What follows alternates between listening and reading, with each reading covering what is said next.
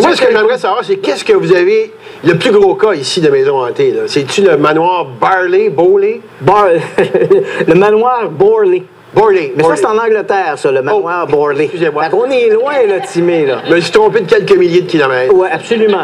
Mais bon. Le château Ramsay, ici. Oui, le château Ramsay, par exemple, on raconte que... Il y a des fantômes nains. Qu'il y a des fantômes, et même certains ont raconté avoir vu le fantôme de la Corriveau.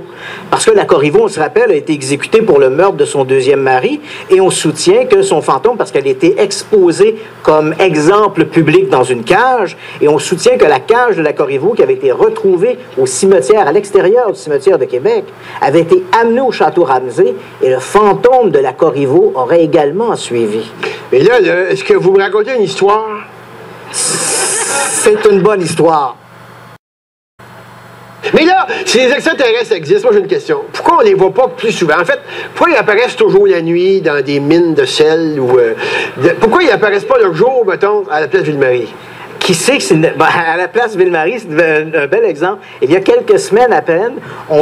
Quelques semaines à peine, on fêtait le 25e anniversaire, ouais, c'est ça, le 25e anniversaire de l'observation d'un ovni au-dessus de la place Bonaventure. Ouais. C'était en 1990. Je pense que beaucoup de gens ici dans la salle doivent s'en rappeler. C'est vrai que c'était gros comme 5 terrains de football. 5 terrains de football. Ça l'a marqué l'imaginaire et ça l'a marqué également l'histoire des ovnis au Québec. Donc, je rappelle rapidement les faits. Il était 19h ce soir-là, le 7 novembre 1990.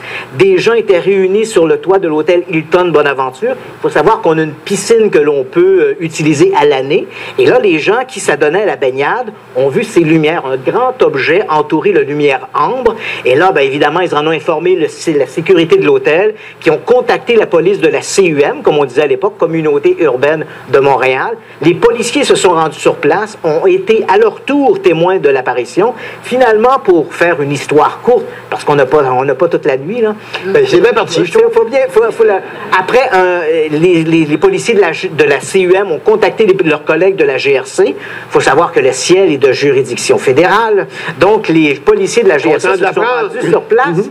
Et finalement, au final, on peut dire que uniquement sur le toit de l'hôtel Hilton Bonaventure, il y avait une quarantaine de témoins qui ont observé ce phénomène pendant près de... Mais d'après vous, c'était quoi? D'après vous, c'était quoi? On n'a absolument aucune idée. Toutes les explications qu'on a proposées ne tiennent pas la route. On a parlé des reflets de lumière sur les nuages. Oui. Ça ne tient pas la route. Les policiers avaient fait fermer les lumières. C'est la première fois quelque chose de gros de même. 5 terrains de football, il faut l'avouer, c'est énorme. Ça commence à être gros quand même. Et c'est dur à comme manquer. Journaliste, je ne me prononcerai pas sur la nature ou l'origine de l'objet. Mais on peut certainement parler, encore aujourd'hui, 25 ans plus tard, d'objets volants non identifiés.